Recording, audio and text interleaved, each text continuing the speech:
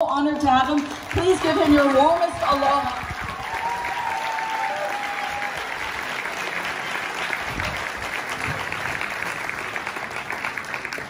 I've never been able to say this, but aloha. Aloha. Thank you. My name is Eric Moutsos. I am a recovering government employee.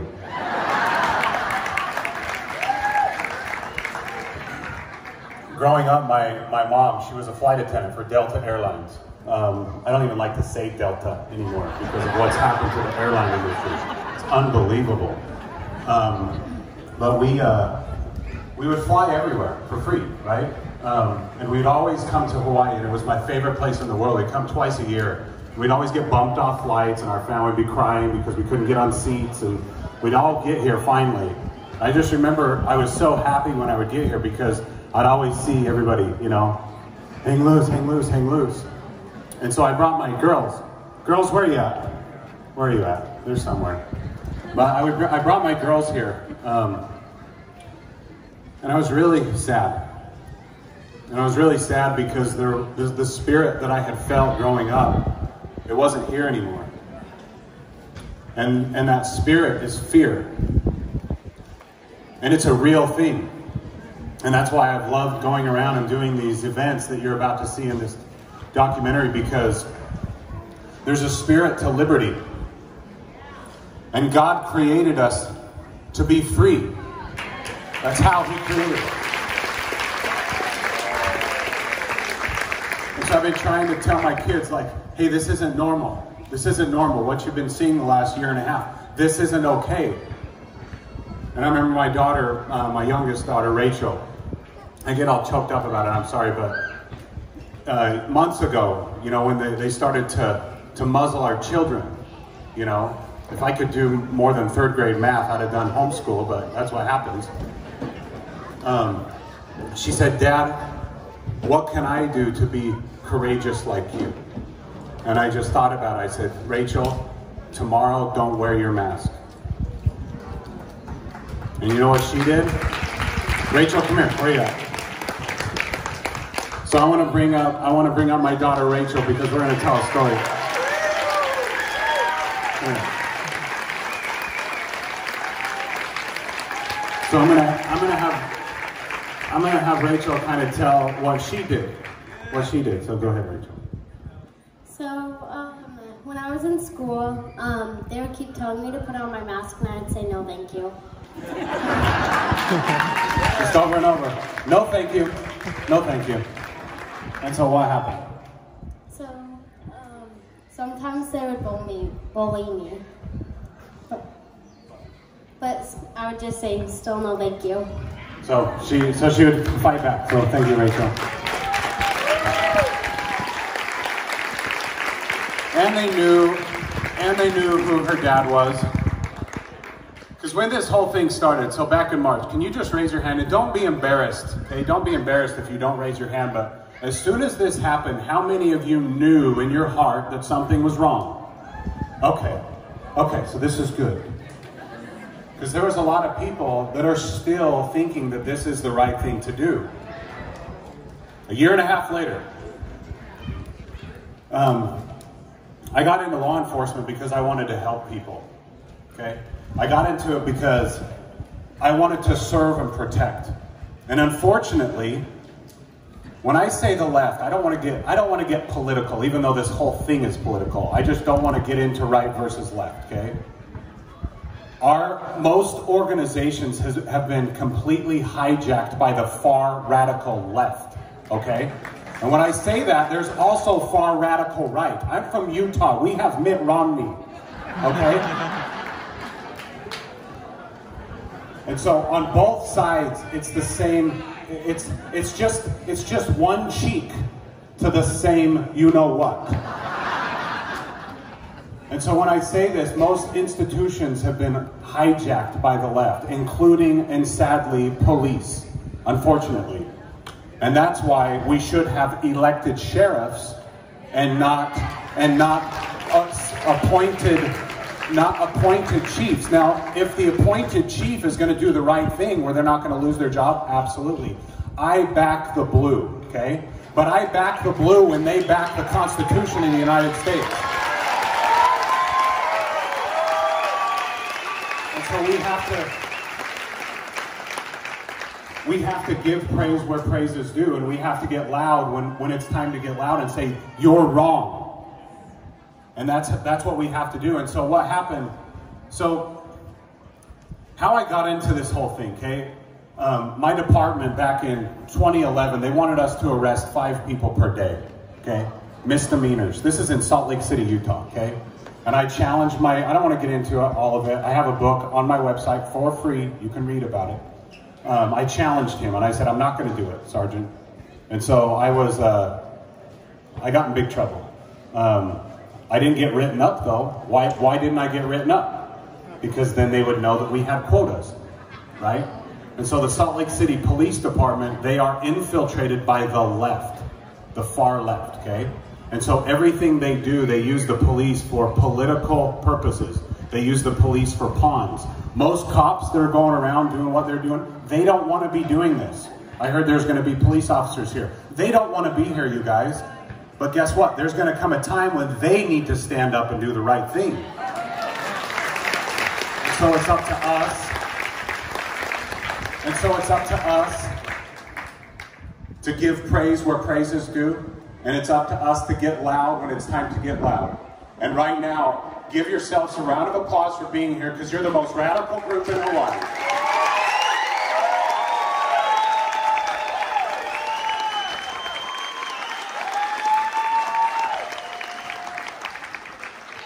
So, how I got out was I finally made it over to the motorcycle unit. And they wanted 5 of us.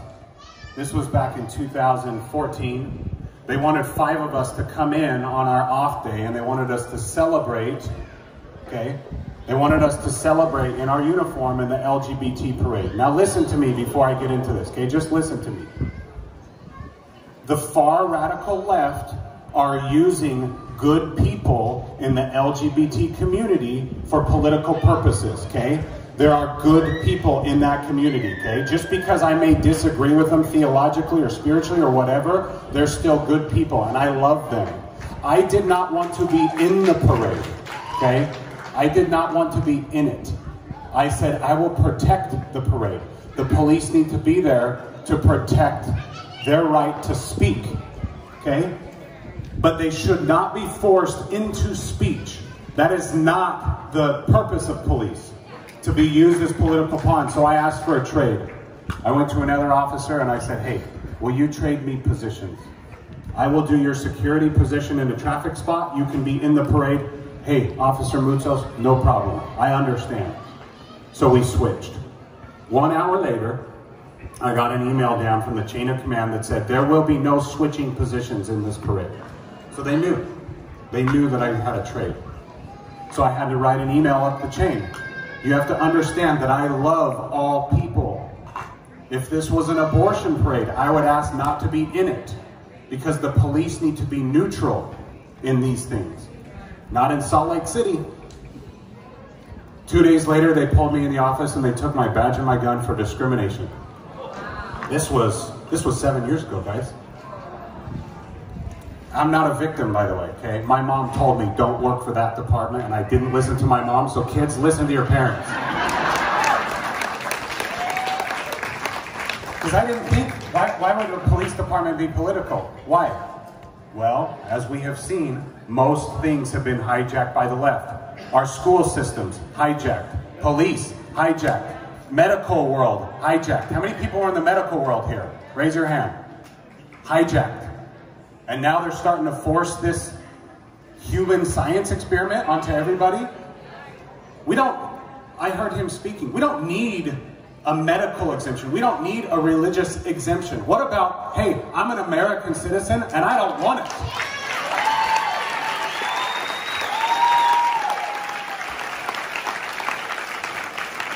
Are we good on time? Where are we at on time? Okay, so what is happening? I'm just going to get down to it, okay? I believe in God. I believe that God, this land, the United States of America, is a special place. This land was ordained by God to be the promised land. This country was built from our founders. Because why? They fled from a wild and out of control government that was forcing their politics mixed with religion on the people. And so they left hundreds of years ago.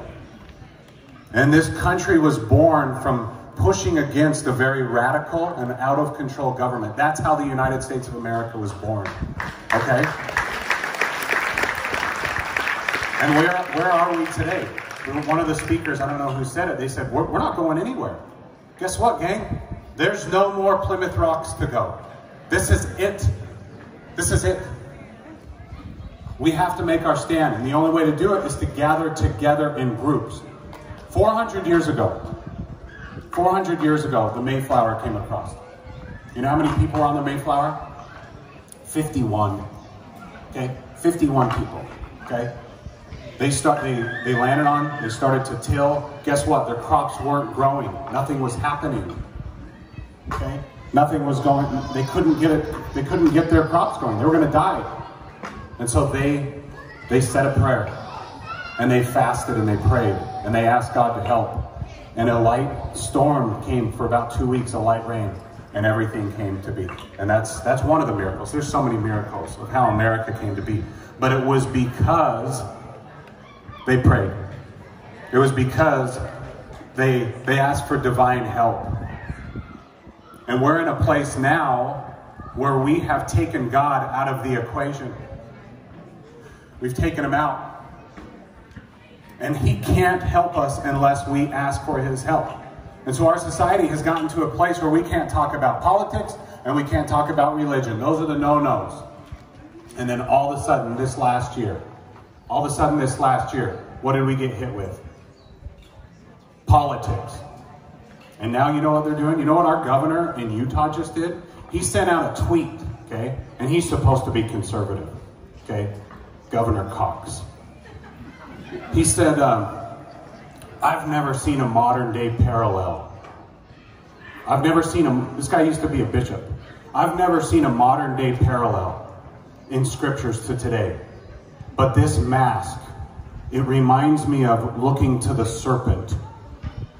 Remember that in Moses' time? All you had to do is look to and live.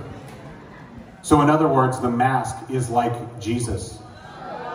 And so what you're seeing in a lot of these states is they've taken this mask and this vaccine and whatever it is that they're going to bring in, this New World Order garbage, all in the name of love and all in the name of safety.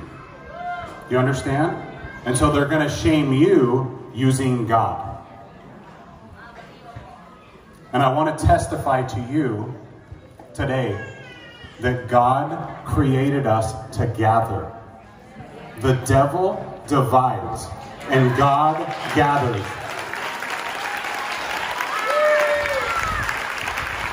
God created us.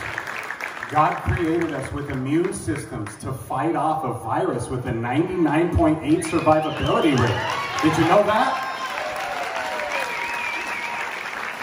That's how he made us. And he made us to be free. Freedom and liberty are not the same things. A lot of people think that freedom and liberty are the same thing. They're not. Okay? When I would arrest people and they'd be in my car, they had their hands behind their back handcuffed and they had the freedom to look left or look right. That was about it. So freedom plus bad choice equals bondage. Freedom plus morality equals liberty. And you can't have liberty without morality. And what the government is doing is immoral. Do you understand? And it's immoral for us to go along with it. It's just as immoral. I can't remember who said it, but rebellion to tyranny is obedience to God. Do you understand? Now, what I'm not saying is to fight. I'm not saying physically. Now, there may come a point. But what I am saying is that there comes a time when we do not comply. I just went to a restaurant, I don't even know where we're at, in Waikiki. And they said, oh, you need to beep in so they can contact trace you. What? We don't do that in Utah, okay? At least a whole bunch of us. And I said, I'm not doing that. And the girl didn't even know what to say. I'm not doing that. And so, well, just wave your phone over the thing. So I was like, okay. And I didn't do anything. So we went down and ate. Right now is the time to not comply. And if it means going and sitting in a county jail, great. That's what it means. Because if that's the only way that it's going to, if that's what it's going to take, that's what we have to do, okay? So after I got out of law enforcement, I kind of fled. I got out of I fled Babylon. Does anyone know Utah very well? I lived up in Salt Lake where it's just, it is the belly of the beast, okay? So I took my family and we fled. We fled Babylon. We went to Zion, literally Zion National Park. We lived like 45 minutes.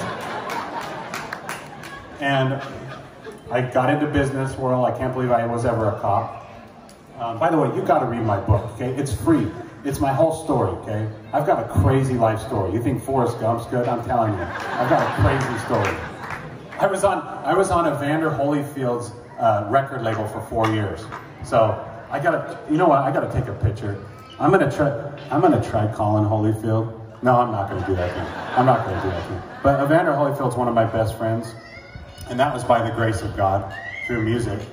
And we got him out, and he's actually in the film for just a brief moment. But do you guys mind if I get a selfie with you? Okay.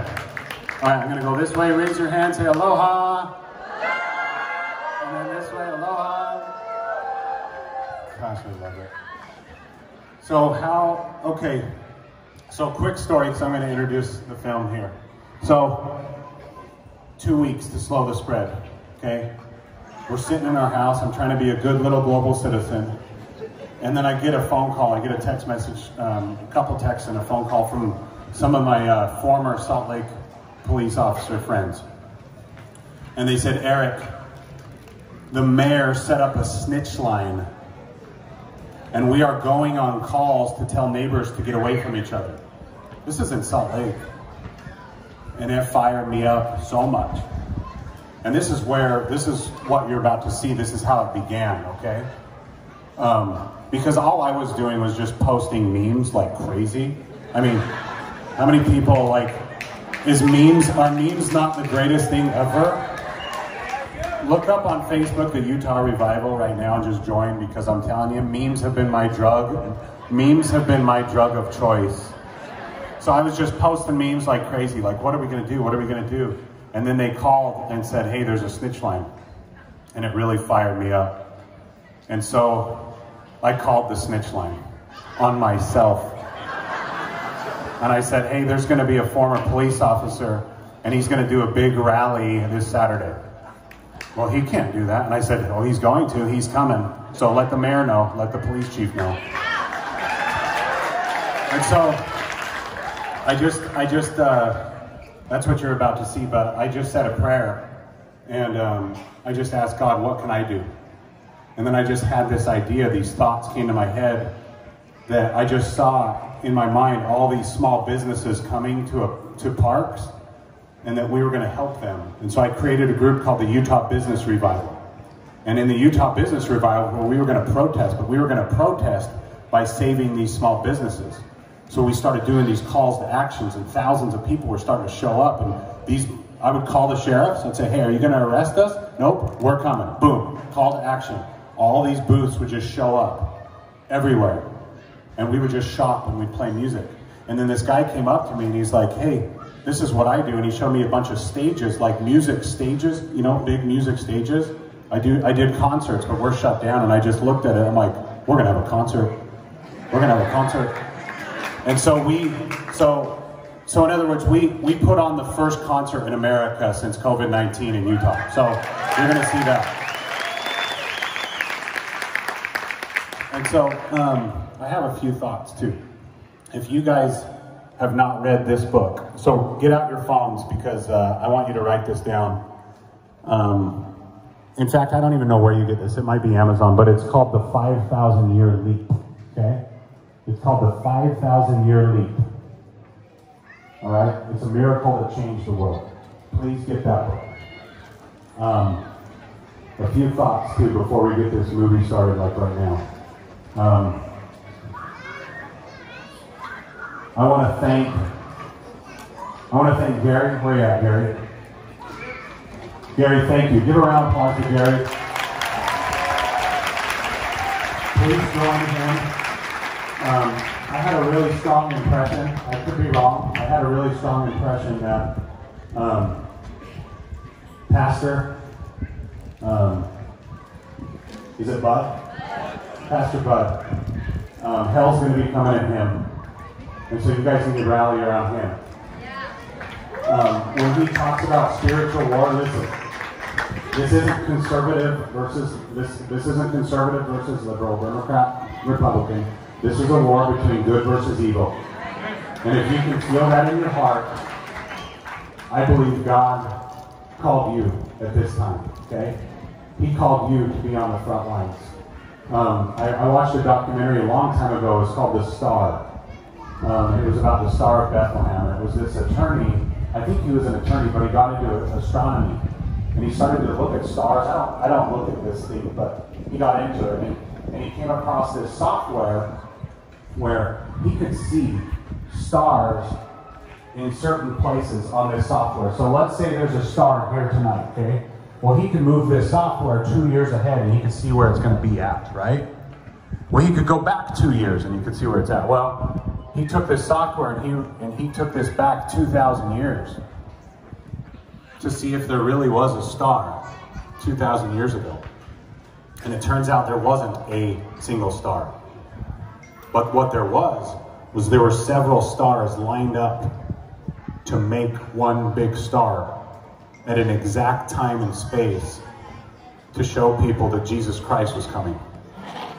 So God had the wisdom to line those stars up at a perfect time long before they were going to come. And I want to testify that we are more important than stars. And that God has placed you here at this exact time to shine right now. Okay? I testify of that, and I know that it's true. And I know that it's scary, okay?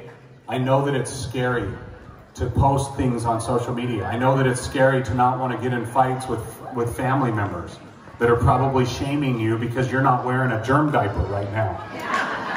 Okay? But right now is the time to make your voice heard. You know, they said, Pastor Bud, that he lost, you know, and that he failed. He didn't fail, okay? Noah came before the flood. We're here before the fire. Do you understand? And nothing's going to stop it. So I don't think that God's going to say, did you stop the flood? Well, no. How many people were on the boat? 8.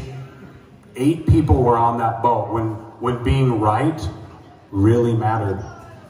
Spiritually, before the fire, God might not ask, did you stop it? Because it's coming. But what he will ask is, where did you stand? Where did you stand? So Pastor Bud, where are you at? You're on the right side. And there he is. Pastor Bud, come here. Come here, Bud. Give a round of applause to Pastor Bud.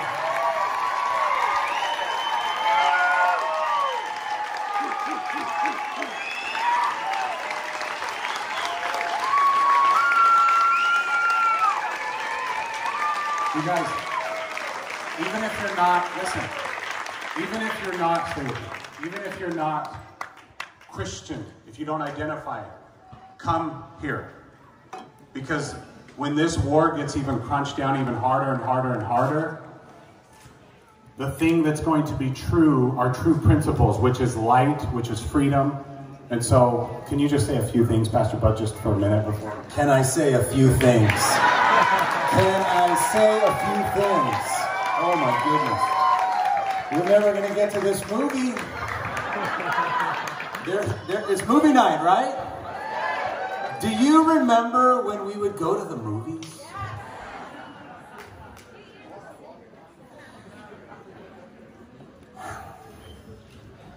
What to say? I'm proud of you for being here today. I know that many of you are being pinched, aren't you?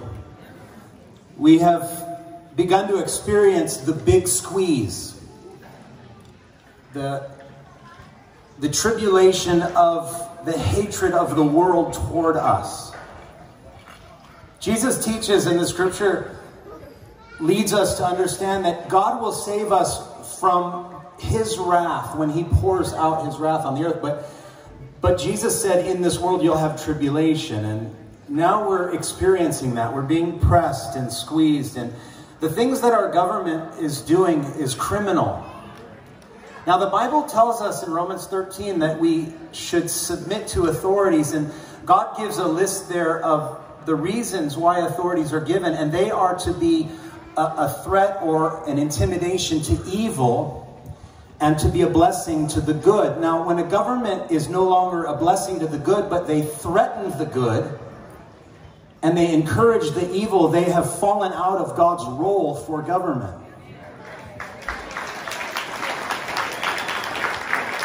And we're called to be good citizens, and we are good citizens, and a good citizen will stand up against a corrupt government that is seeking to enslave their neighbors, you see.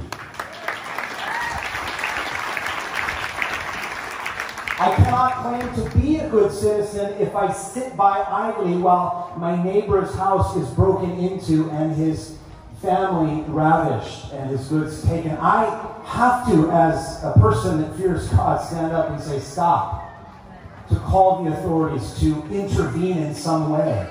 And so it behooves any person with any human dignity or love for mankind at this time to stand up and to say no to the government. To say no.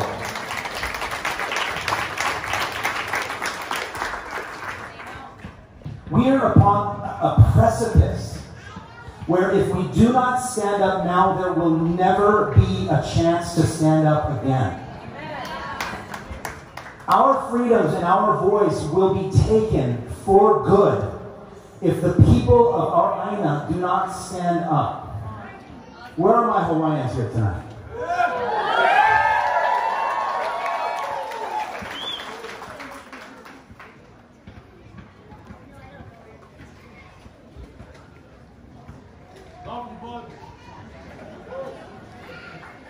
I love you too. Who are you? Is that Kavika? Can I ask Kavika to come up here?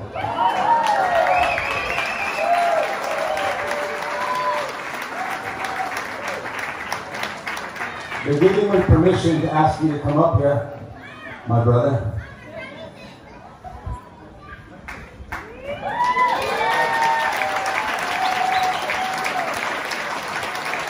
We need leaders in our Hawaiian community, and I'm so grateful to be a friend and a brother to one such great leader. My friend Kavika Pahiapa will be there a few words with us.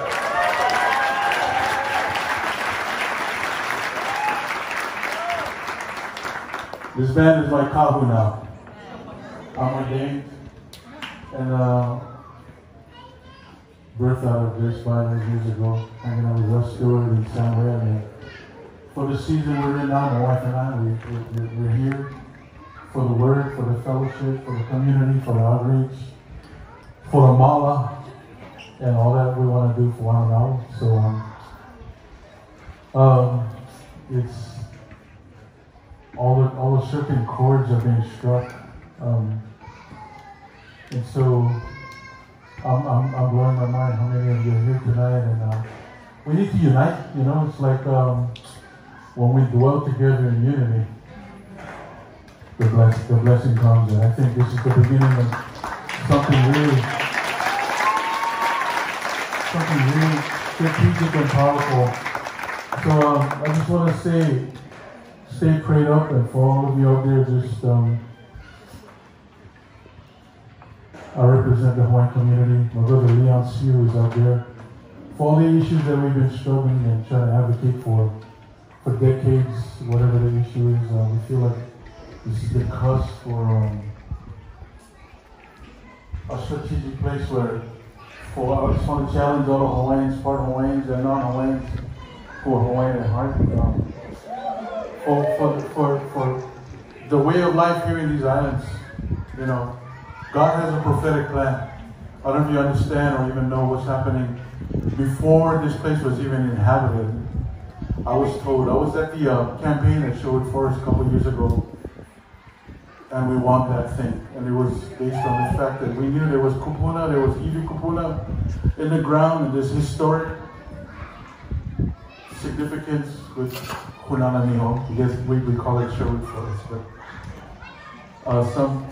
some historic thing at the federal level declared that that place was not only a sacred place, but the #1 archaeologist of all of Pacifica confirmed that in his timeline, his theory is that the first people to inhabit the Hawaiian Islands during the migration was here at Sherwood Forest.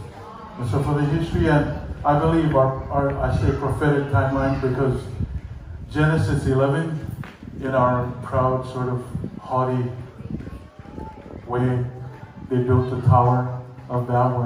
What did God do? God said, I confused the languages, right? So we all spoke one language, the word says. I think, other than sending us his son Jesus, the next beautiful thing God did was give us diversity. I feel that's my feeling anyway. So in the dispersions of people, Genesis 11, they went and God led them throughout the earth, and the dispersion of people went, Acts says that people inhabited certain places, and in the rise and fall of their history, they would seek after him and they would find him because he's not far from any one of us. So not just the Polynesians, just all our people groups represented here from, my guess, 50 nations in just this area tonight. We need to know that we need to seek him out. And Hawaii is a beautiful place to do it, because I think in some heavy end time stuff, I think God's fulfillment of Antipilahi Paki's prophecy that the world in a time of chaos will look here, because Aloha is the key. What is Aloha? God in nothingness spoke, formed the earth, the firmament, the land, the water, and from the lepo, he formed Adam. Watch this. The first act of Aloha was when God, Honi Adam, breathed into his nostrils, which set into motion all of mankind. The power of Aloha facing towards divine breath. So the first act of Aloha was God breathing to Adam's nostrils. And we understand now, perfect love casts out all fear, and Aloha is the greatest, and that's what will carry us into the future. Hawaiians, non-Hawaiians in these islands, for something that God's going to do on a global level.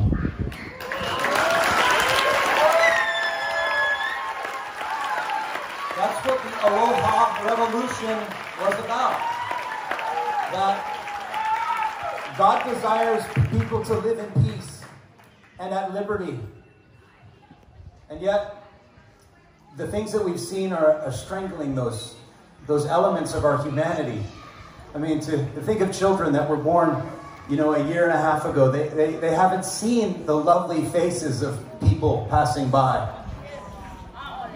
We haven't seen friends shaking hands, saying, how do you do? They're saying, stay away from me, pull up your mask. We can't live in a world like that. It's not what God desires. And I pray that God would do a great thing. And I would ask you to just begin to be the kingdom of light. Just claim God's authority and power, because he's made you in his image. You have God's anointing and power on you. You're a being with choice and dignity and rights. And our nation is framed upon those ideas that the rights that we have are granted by our Creator, and governments are put in place to defend those rights. Right now, our government is not defending those rights, and we must be the conscience of the state. Sometimes you'll do something wrong and your conscience will bother you. I hope it bothers you. Sometimes we do things wrong and it doesn't bother us. We should be bothered by that. But we need to have a voice to our community and to our leaders to say that this course of action and this path is wrong, it is inhumane, it is cruel, it is unjust, it separates families and it sows discord and suspicion and judgmentalism. It is wrong for the people of Hawaii. We have a new path, a different path, a path of light and love and community. We have medications. We do not need to be forced into this surveillance identity state where you are forced by means of losing your paycheck or not having your kids in school or playing sports or seeing grandmother on her deathbed. The whole gamut of suffering is needless, and it can end in a moment if we would shed these lives and be free from this demonic doctrine. So I thank you for being here, and I'm so glad to be part of your family. I'm not on social media, so if you want to talk to me, you can come here, and I'd be happy to talk to you. They can't cancel me. I was canceled a long time ago. So, thank you, and God bless you. Thank you. I wanted to, thank you, bro. So I really have a strong impression they're going to be coming after him, so you guys need to gather around him. And gather around this beautiful, blessed place. It's amazing. There's a spirit here. I hope you can feel the spirit of liberty here. Because it's a real thing. It's just like fear, but the opposite. The reason why God is liberated, the most liberated being in the universe, is because he makes righteous choices. And we cannot be liberated. We cannot be free. We cannot have liberty if we don't make righteous choices. And doing nothing is a choice. There's consequences for doing nothing. And so in 2 Corinthians chapter 3, verse 17, it says, "Now the Lord is that Spirit. And where the Spirit of the Lord is, there is liberty." And so, man, my last message before we start to film, I promise it's my last message. We need men's voices. It's like 99 women to 1 for whatever reason. I don't know what that is. We need more men to speak. I know that your job is on the line, but I want to testify something to you as one who has lost his job. That God will protect you. He will protect your family. I promise you. Okay. So non-essential. So there was a guy that came around and filmed all of the events that we did. He had a feeling to just come and film. And that's what you're about to see, okay? What we did in Utah to push back. During the film, you can boo, you can cheer. There's a part where you can sing. Please do it. You can stand up and sing, and you'll know what I'm talking about, okay? So enjoy Non-Essential. After this, I'll give you the link so you can share it with all your friends for free, okay? Thank you, and God bless you.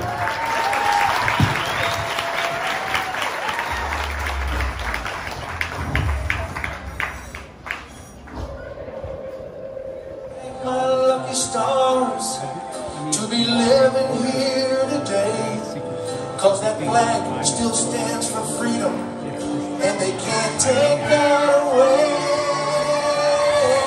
Trying to do it, and I'm proud to be an American, where at least I know I'm free, and I won't forget the men who died, who gave that right to me, and I gladly stand next to you if it hurts today, 'cause there ain't no doubt I love this land. God bless the USA.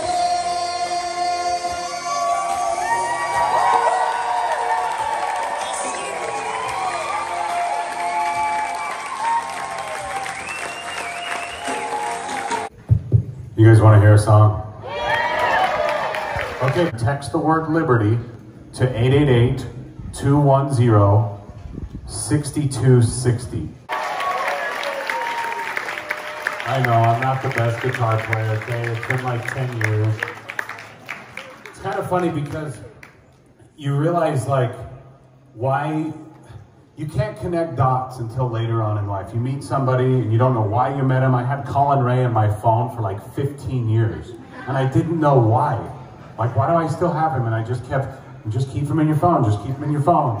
And then when I had this thought, I was like, we're gonna do a concert and I'm gonna call Colin Ray, and that's how it happened.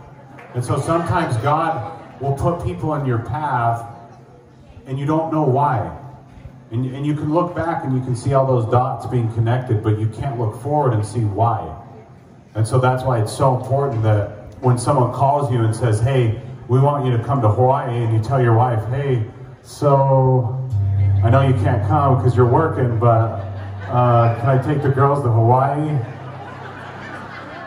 without you? So anyway, I'm so glad that I'm here, okay? I'm so glad I'm here with you. Because I do believe that we're in a fight for souls. We're in a fight for souls.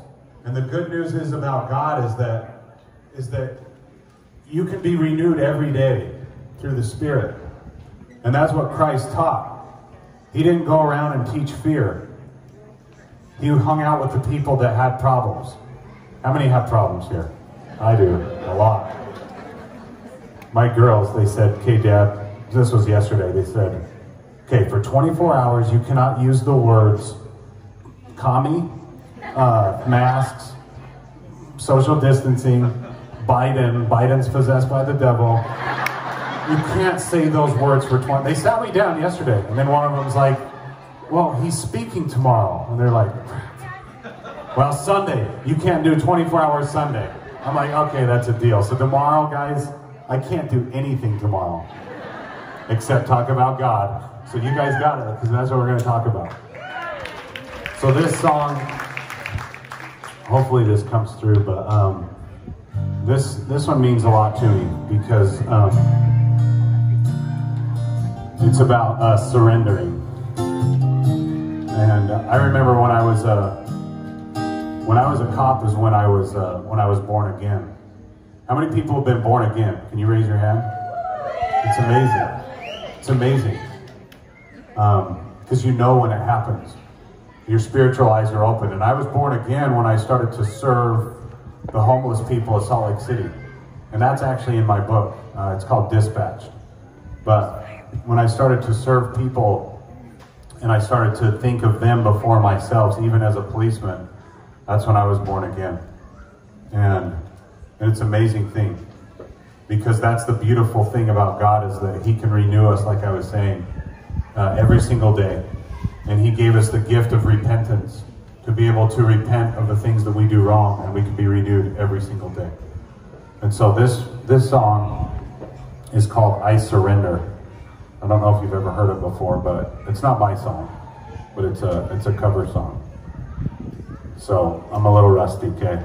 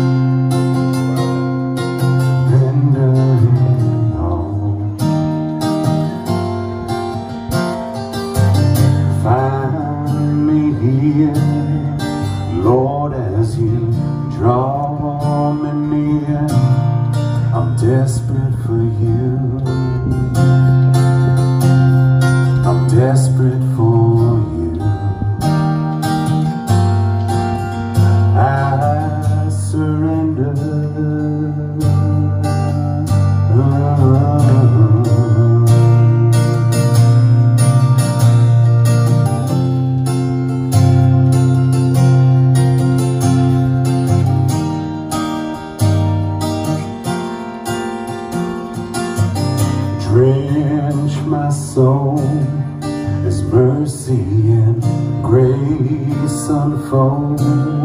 I hunger and thirst, hunger and thirst. Arms stretched wide, I know you can hear my cry. Speak to me now, speak to me now. I surrender, I surrender. I wanna know you more. I wanna know you more. Like a rushing wind, Jesus, breathe within. Lord, have your way, Lord, have your way in me. Like a mighty storm, stir within my soul. Lord, have your way, Lord, have your way in me. I surrender, I surrender. I wanna know you more. I wanna know you more.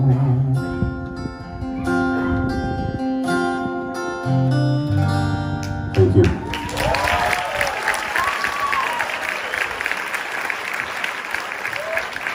Okay, so the last thing that I want to say before we end tonight is this. You probably are thinking, what can I do? Okay, that's great. You guys are doing this. What can I do?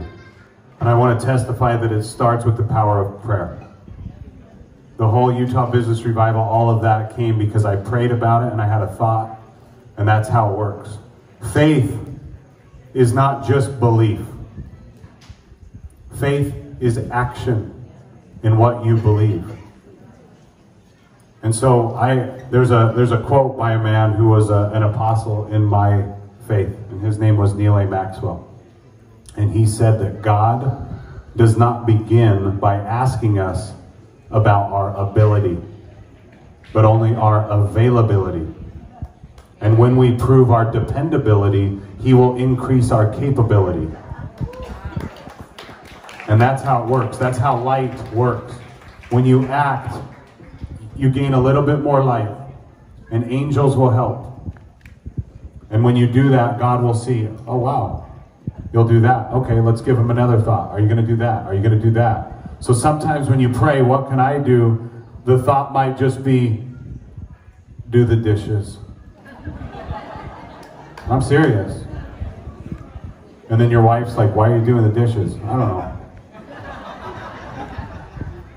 And then when you don't do them, go and do the dishes. Because it starts with the small and simple little things in your house to get your house in order. I'm not saying mine's in order at all, okay? Because I got 4 kids. Huh, girls? But what I'm saying is God will bless you with the ability to do things that you never thought you could do. And that he's given you gifts and talents to shine. And that's why Jesus said, let your light shine. And they didn't like him. And Jesus was canceled for a time until he rose again. And so I want to testify and leave you my testimony that Jesus Christ is the Savior of the world. And he created us to be free. So thank you so much, and God bless America. Thank you.